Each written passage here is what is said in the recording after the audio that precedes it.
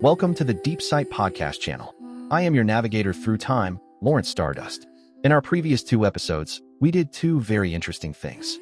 In the first episode, we followed Will Durant into the mines of civilization, Greek philosophy, Roman law, Renaissance art, the light of Enlightenment reason. Durant told us, the soul of civilization lies in the creations of the human mind. He spent 40 years and 11 volumes painting a relay race of civilization that originated in the East and passed westward. In the second episode, we followed Peter Frankopan to the plateau of Central Asia, overlooking the tunnels connecting those mines, the caravans, silver, plague, and faith along the Silk Road. Frankopan told us, the vitality of civilization lies in the connections between different worlds. He flipped the map and showed us that for 2,000 years, the center of the world was never in London or Paris, but in that vast hinterland stretching from the eastern shore of the Mediterranean to Xi'an. But after listening to these two episodes, a more primal, sharper question has hung over our heads like a sword of Damocles, refusing to go away. Why? Why did the Phoenicians invent the alphabet and not the Aboriginal Australians? Why did the Spanish conquer the Americas and not the Aztecs sail west to conquer Europe? Why did the Industrial Revolution happen in the smog of Manchester and not on the plains of Mali or in the ports of Mumbai? Why? In the long span of the past 10,000 years, has it always been the people of Eurasia who wrote history, defined civilization, and pulled the trigger? Is it really because some races are smarter? Are some cultures superior? Some people chosen by God? The book I am bringing you today takes a cold, precise scalpel and cuts this bloody question wide open. The answer it gives is neither Durant's power of ideas nor Frankopan's network of trade, but something more fundamental, more ruthless, more irrefutable. The tyranny of geography and biology. This book is Guns, Germs, and Steel, the fates of human societies. Its author, Jared Diamond, is not a historian. He is a professor of physiology at UCLA, an evolutionary biologist who has studied birds in the jungles of New Guinea for over 30 years. Published in 1997, the book won the Pulitzer Prize the following year, was translated into more than 30 languages, and became one of the most influential big history works of the late 20th century. Bill Gates said it was one of the most important books he had ever read. The New York Times said it had the power to change the world. But more shocking than the awards is the book's starting point. It grew out of a real question asked on a beach in New Guinea, a question so simple it takes your breath away. Station 1, Yali's question, how a simple question shook world history. July 1972, New Guinea. The equatorial sun scorched the coastline. The air was thick with salty sea breeze and the humus of the jungle.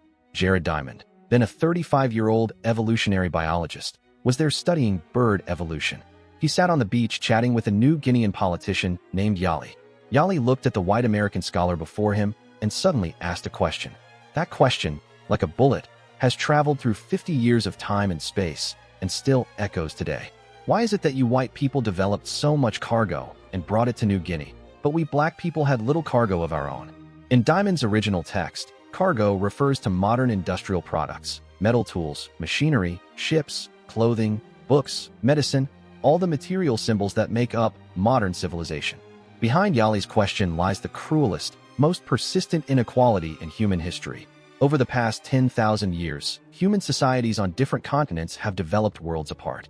When Europeans arrived in Oceania in steel ships, many local groups were still using stone tools. When Spaniards rode war horses into the Americas, Inca soldiers were still wielding bronze clubs. This gap is so glaring that for 500 years it has spawned the most vicious explanations in human history: racism. From Victorian white man's burden to early 20th century eugenics to Nazi genocide, one idea has been deeply entrenched. Europeans rule the world because white people are naturally smarter, more creative, more organized, even closer to God's image. And the conquered peoples, Africans, American Indians, Australian Aboriginals, are considered inferior races, destined to be eliminated or ruled. When Diamond faced Yali on that beach, he knew he had to give a different answer. Because he knew New Guineans too well. He had lived with them in the jungle for over 30 years. He knew they were as intelligent, as curious, as creative as Europeans. Yali himself was a sharp, witty, politically savvy man. So the gap could not be in the race. Diamond's answer: this difference has nothing to do with racial intelligence, nothing to do with moral superiority, nothing to do with God's will. It has to do with only one thing: the starting line differences in biogeography among the continents. This is an extremely cold, yet extremely liberating conclusion. Historical inequality is not the result of human choice, but an imposed destiny of the environment. Humans did not create the difference. The Earth created it. Station 2. The Anna Karenina Principle. Why didn't zebras become war horses? The cornerstone of Diamond's entire theory is a seemingly dry yet breathtaking word: food production. All civilizational divergence began around 10,000 years ago, in the Neolithic Age. Some regions transitioned from hunting and gathering to farming and herding. Others have not completed this transition to this day. Diamond asks, why? Why did people in the Fertile Crescent grow wheat and tame wild cattle, while Australians were still chasing kangaroos? The answer lies in a Tolstoyan principle. Diamond calls it the Anna Karenina Principle. Taken from the opening line of Anna Karenina, happy families are all alike. Every unhappy family is unhappy in its own way. In animal domestication, this sentence must be reversed. Domesticable animals are all alike. Every undomesticable animal is undomesticable in its own way. Of the world's 148 large wild terrestrial mammal species weighing over 100 pounds, humans have successfully domesticated only 14. Why not more? Diamond lists a series of conditions that must be met to domesticate large animals. First, diet. The animal's food source must be cheap. Lions need large amounts of meat daily. Raising a lion costs more than raising a human, so it's not worth it. Second, growth rate. The animal must grow fast. Elephants can be tamed, but they take 15 years to mature, and farmers can't wait that long. Third, captive breeding habits. The animal must be willing to mate in captivity. Cheetahs are solitary and refuse to breed in cages, so no matter how much ancient Egyptians loved them, they could never raise them in herds. Fourth, disposition. The animal must not be too dangerous. African buffalo have violent tempers. North American grizzlies eat people. These cannot be penned. Fifth, tendency to panic. Some animals are neurotic. When frightened, they stampede or stop eating. Deer and antelope fall into this category. Sixth, social structure. The animal should ideally have a hierarchical group structure, so humans can replace their leader.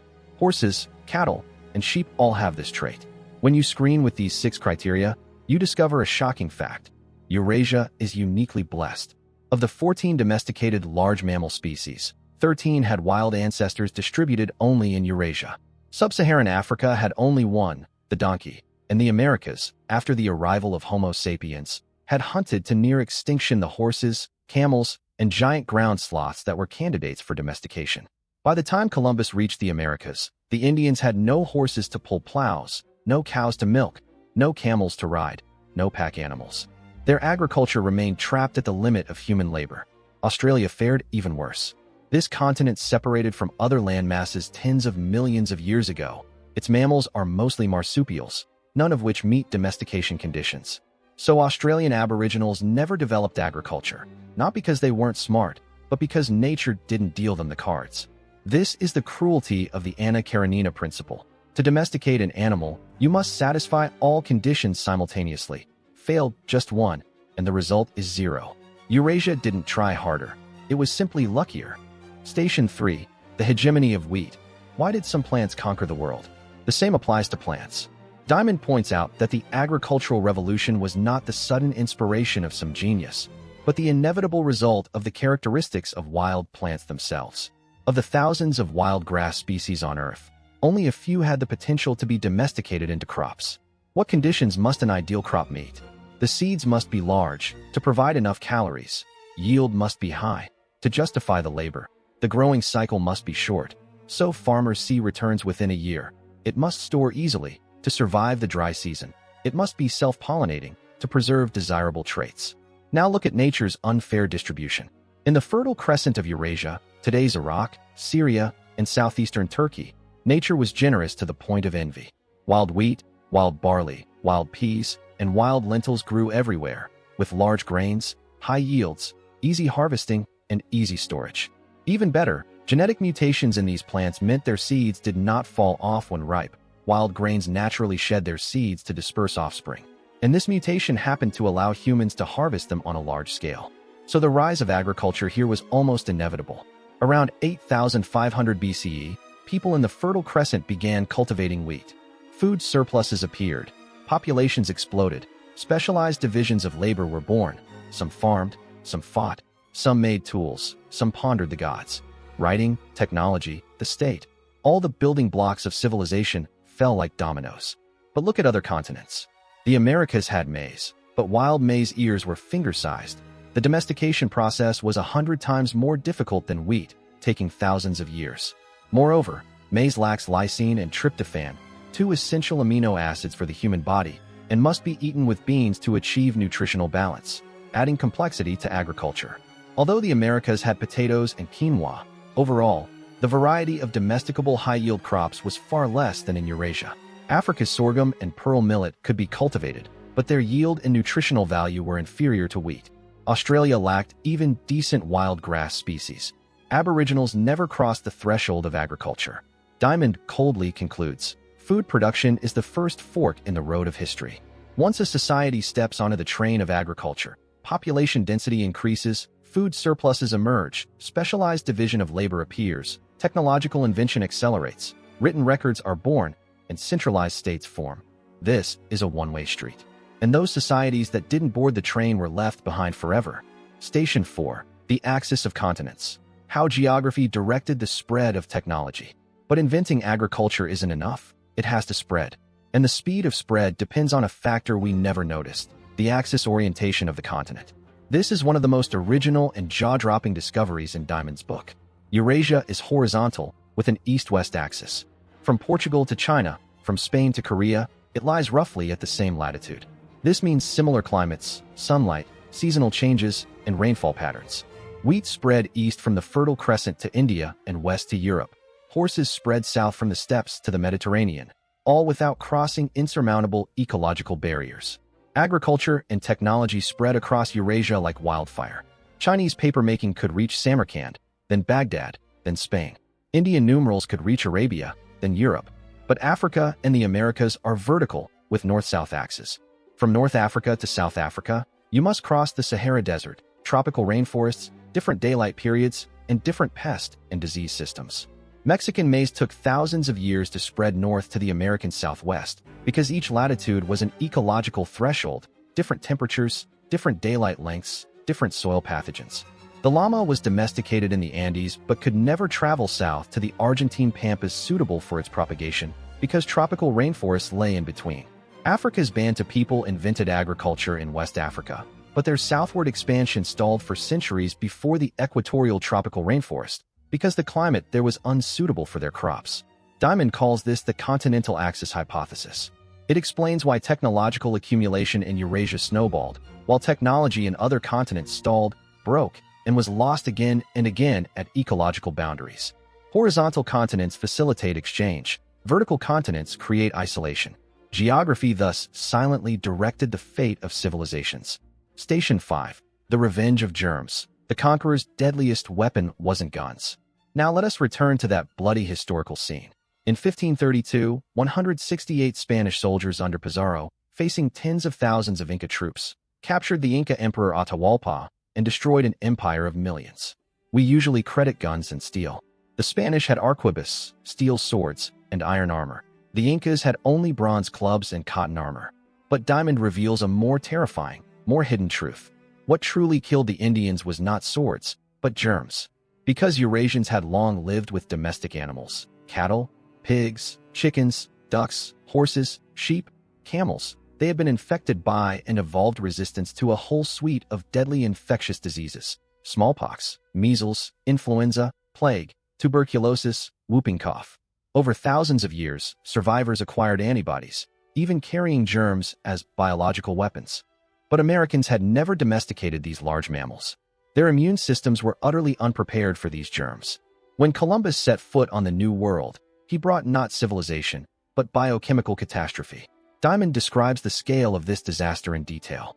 It is estimated that in the century or two after Columbus's arrival, the Native American population decreased by 95%.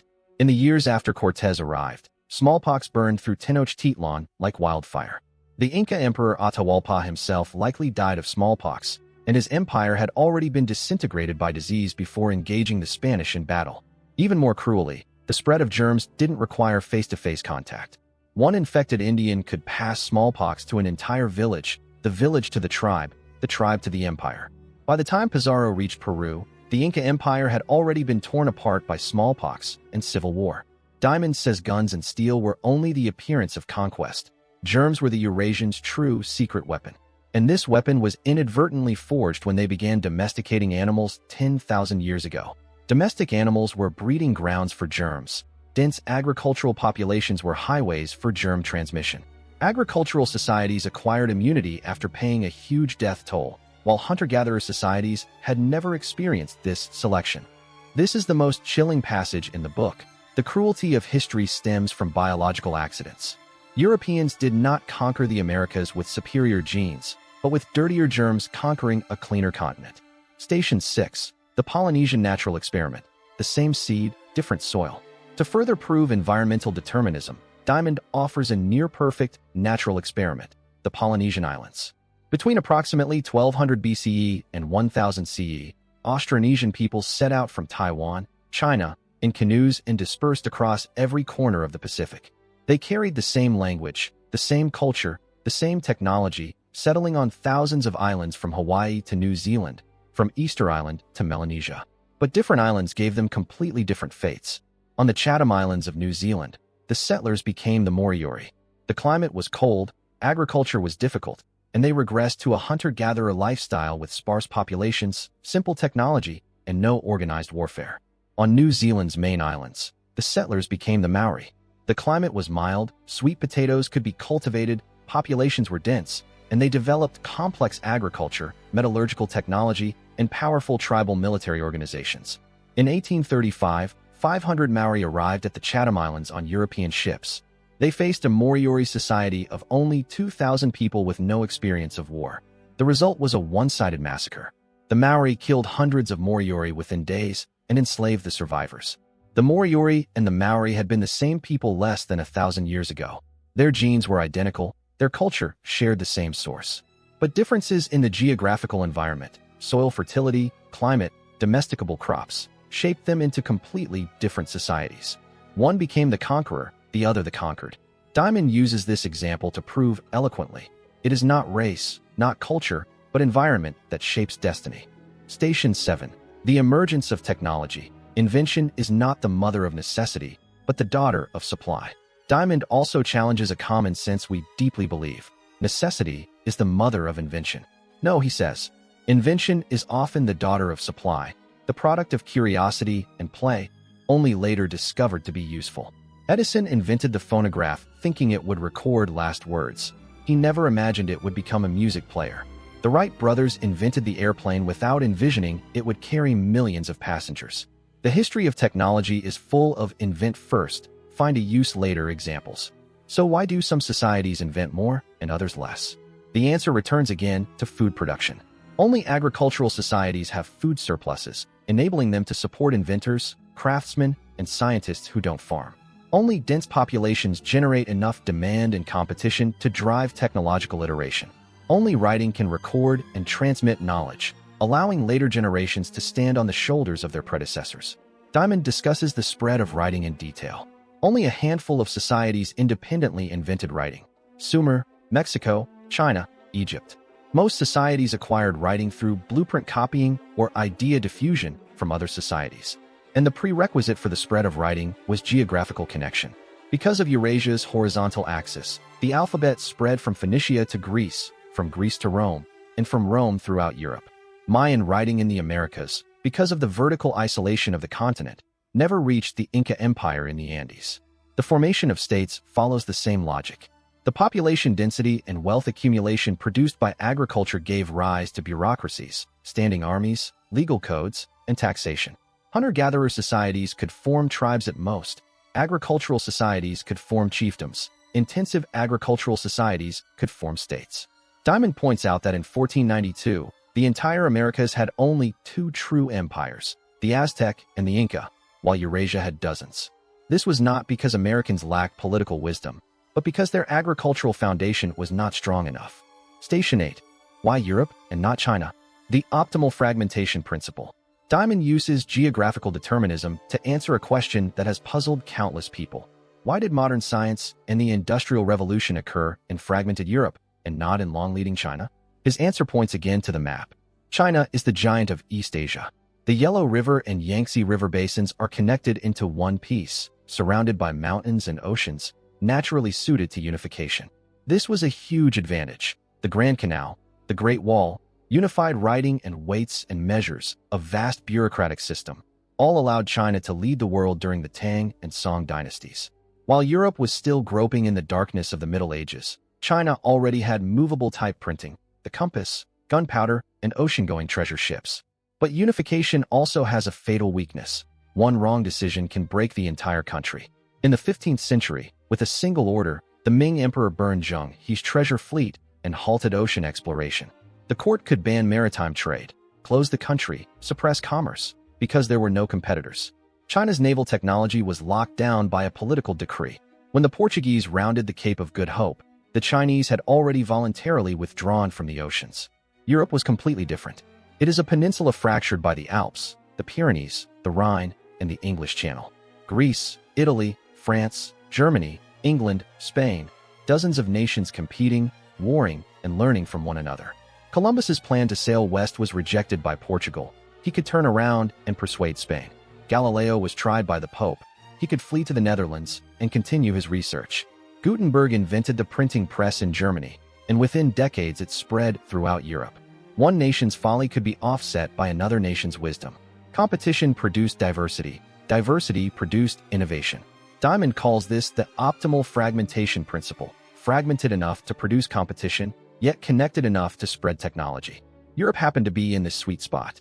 China, because its geographical unification was too perfect, lost this competitive tension. Of course, Diamond's analysis of China is considered overly simplistic by many sinologists.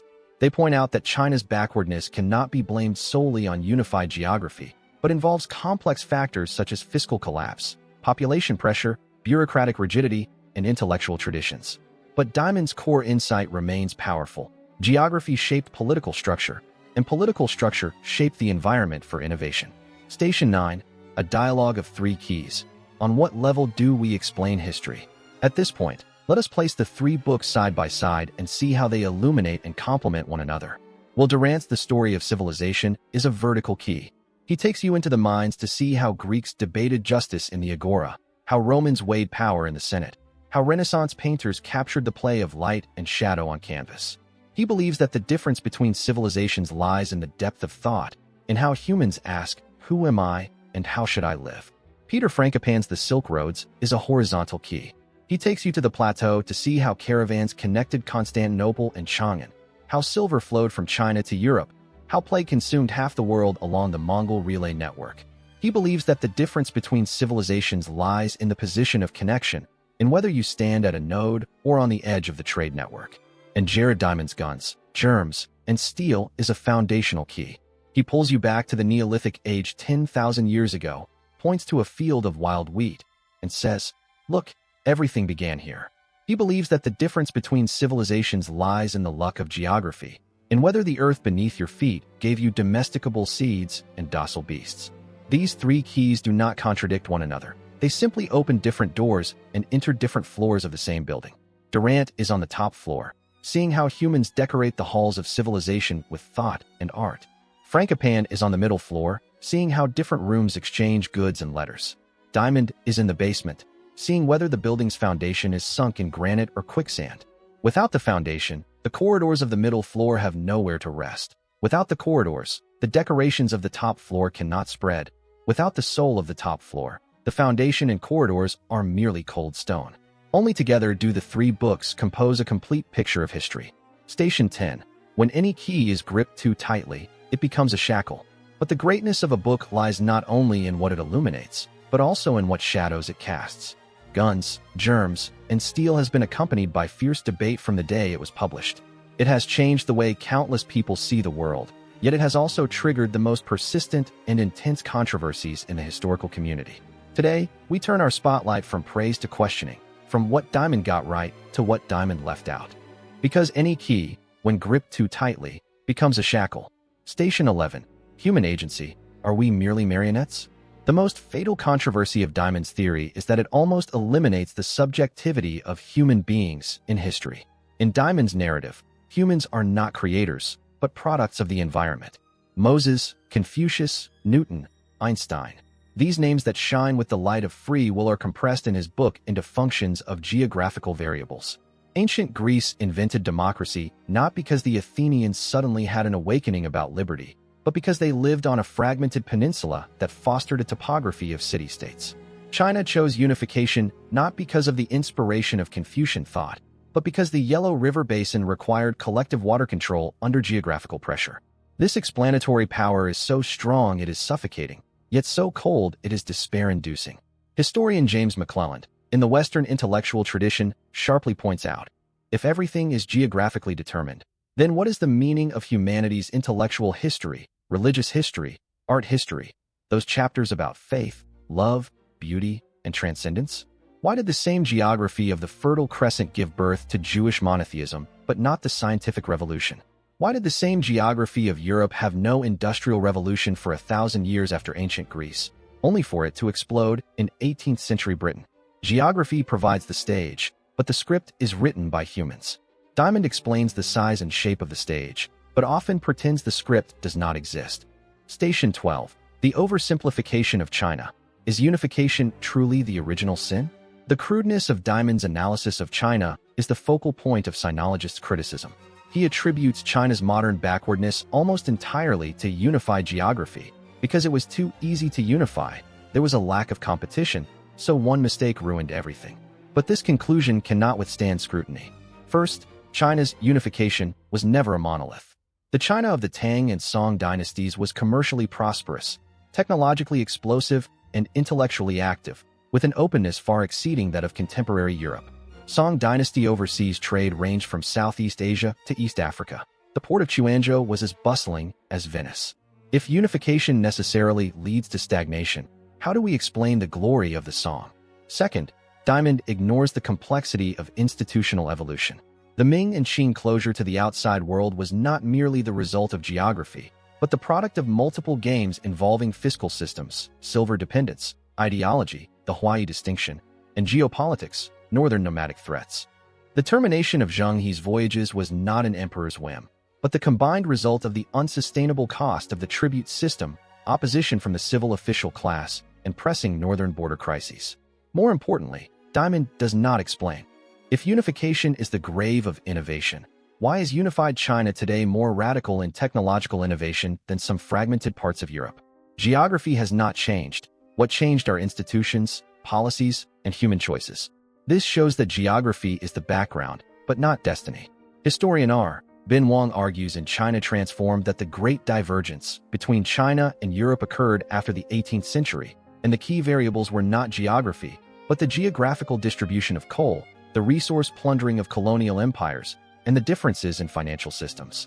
Diamond's geographical determinism simplifies a complex historical divergence into lines on a map. Station 13. The silence of Africa. Erased internal innovation. If Diamond's analysis of China is crude, then his treatment of Africa is considered by many African historians to carry the mark of benevolent neglect. Diamond attributes the backwardness of sub-Saharan Africa mainly to the lack of domesticable crops and the north-south axis barrier. But this conclusion rests on a dangerous assumption that Africa did not develop complex civilizations because it could not, rather than because it did not. Yet what are the facts? West Africa's Nok culture mastered iron-smelting technology by 1000 BCE, earlier than most of Europe. Ethiopia established a Christian kingdom in the 4th century CE, creating a unique writing system. The Stone Wall complex of Great Zimbabwe proves that complex political organizations once existed in southern Africa. The Mali Empire in the 14th century had the wealthiest monarch in the world at the time, Mansa Musa. Its scholarly center, Timbuktu, housed tens of thousands of volumes. In Diamond's book, Africa is almost a blank slate waiting to be saved by Eurasian civilization. He ignores Africa's rich internal trade networks, the trans-Saharan salt and gold trade, the Swahili city-states of the Indian Ocean, the iron spread of the Great Lakes region. He simplifies Africa into no agriculture, no civilization, failing to see the unique survival wisdom Africans developed in tropical ecologies, crop rotation, pastoral migration, complex social organization. Geographer Joseph Inequality, in Africans and the Industrial Revolution in England, refutes Africa's backwardness is not a geographical inevitability, but the result of colonialism interrupting its historical process. Diamond's framework inadvertently provides scientific packaging for the inevitability of the colonizers' arrival. Because your geography was lacking, conquest was justified. Station 14. The double-edged sword of the germ narrative. Does it dilute colonial guilt? Diamond's discussion of germs is the most shocking chapter in the book, but also the most morally controversial. He reveals a cold truth. Europeans conquered the Americas mainly not through military superiority, but biological superiority. The germs they carried killed 95% of the Indians. This conclusion is scientifically accurate, but it produces a dangerous side effect in the ethical narrative. It makes colonial conquest look like a natural disaster rather than human violence. When readers close the book, the impression left in their minds may be, poor Indians, dead of smallpox. This was the arrangement of fate, not the Spaniards' fault. Pizarro's 168 soldiers seem like mere bystanders to a historical tragedy, rather than active plunderers, rapists, and slave masters. But the historical fact is that even without smallpox, colonial violence was systematic. They burned books, destroyed temples, forced conversions, plundered gold and silver, and established plantation slavery. Germs certainly weakened indigenous resistance, but the sins of colonialism go far beyond biology. Anthropologist Alfred Crosby, in The Columbian Exchange, details the role of germs, but he never uses this to dilute the moral responsibility of the colonizers. Diamond's narrative framework, because of its strong, dehumanizing color, may lead readers to understand history while simultaneously dissolving their anger at colonial violence. This is a dilemma of narrative ethics. When everything is attributed to geography and biology, human sin is diluted. Station 15. The Progress Trap and Circular Argument. Who defines the hierarchy of civilizations? Throughout the book, Diamond implies a value judgment. Societies with more complex technology, more centralized politics, and denser populations are more advanced. He uses guns, steel, ocean-going ships, and centralized states as the yardstick for measuring civilization. But this yardstick itself was brought by European colonizers. Are Australian Aboriginals not more advanced than industrial civilization in terms of sustainable survival, ecological balance, social equality, and spiritual abundance? Hunter-gatherer societies work only 3 to 4 hours a day, with no class oppression, no environmental pollution, no war machines. Diamond defines agricultural society as progress and hunter-gatherer society as backwardness. This itself is a bias of developmentalism. Anthropologist Marshall Solins argues in Stone Age economics that hunter-gatherers are not miserable savages, but the original affluent society.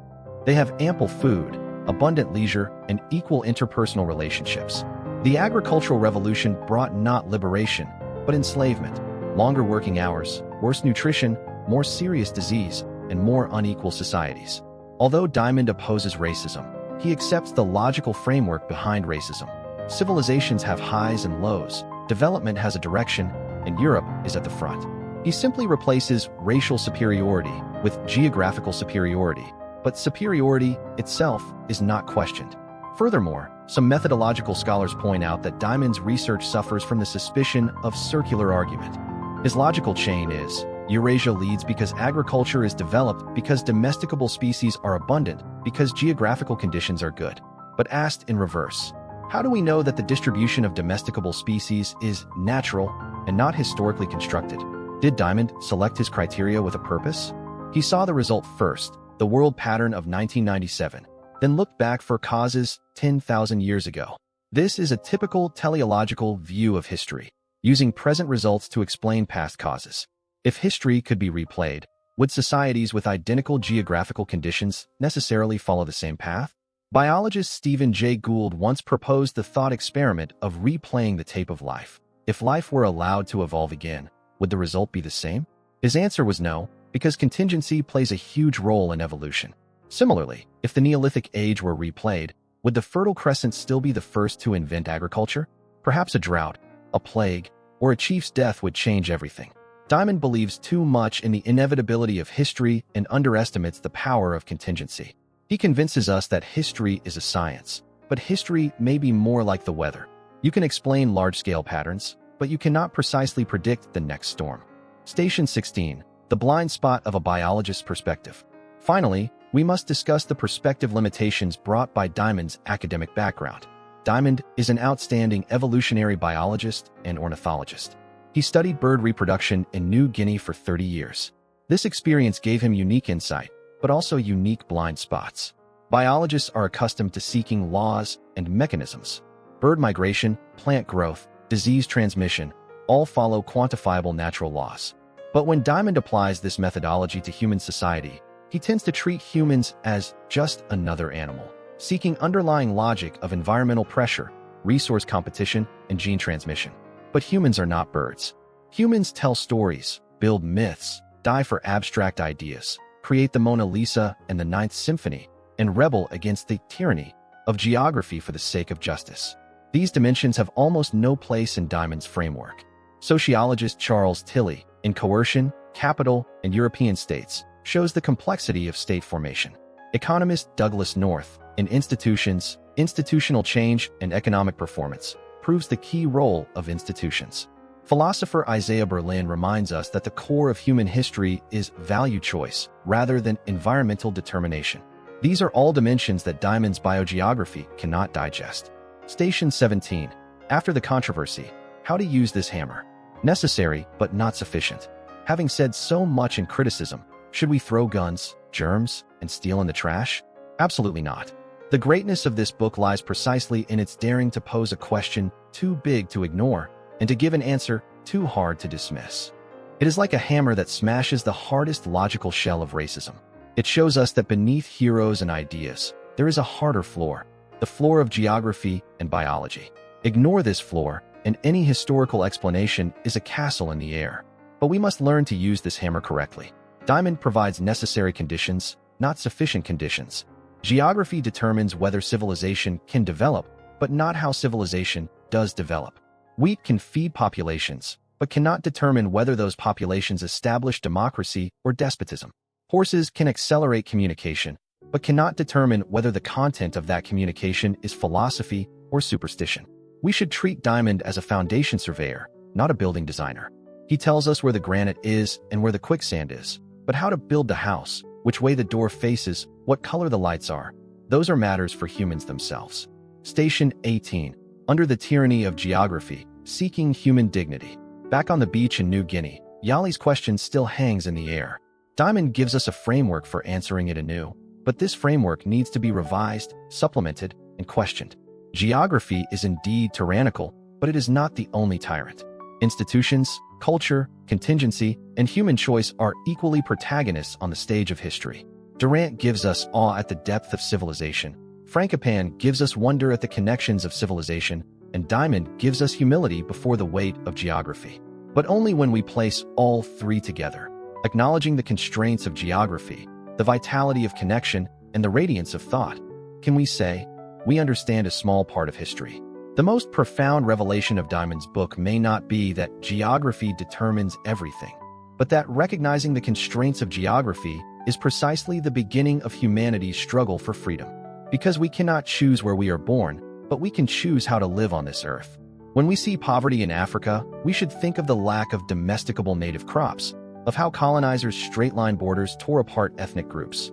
But we should even more see how Africans create music, art, and community in adversity. When we see the struggles of Latin America, we should think of the loss of horses and camels, of how germs preceded the conquerors. But we should even more see how mestizo civilization blooms with unique colors upon the ruins. When we speak of Western values, we should realize that the soil of these values is geographical accident, not racial necessity, and therefore no one has the right to look down from above.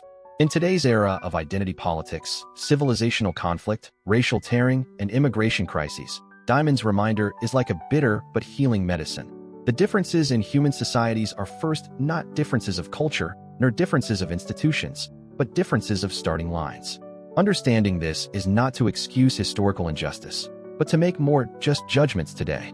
Diamond also gives us a warning about the future. 10,000 years ago, the agricultural revolution changed humanity's relationship with the earth. Today, we stand once again at a turning point. Climate change, species extinction, resource depletion. The tyranny of geography has never disappeared. It has simply changed its face. If we continue to ignore environmental constraints, then no matter how many guns, germs, and steel we possess, the edifice of civilization may still collapse as its foundation shakes. Perhaps we can close with Diamond's own words.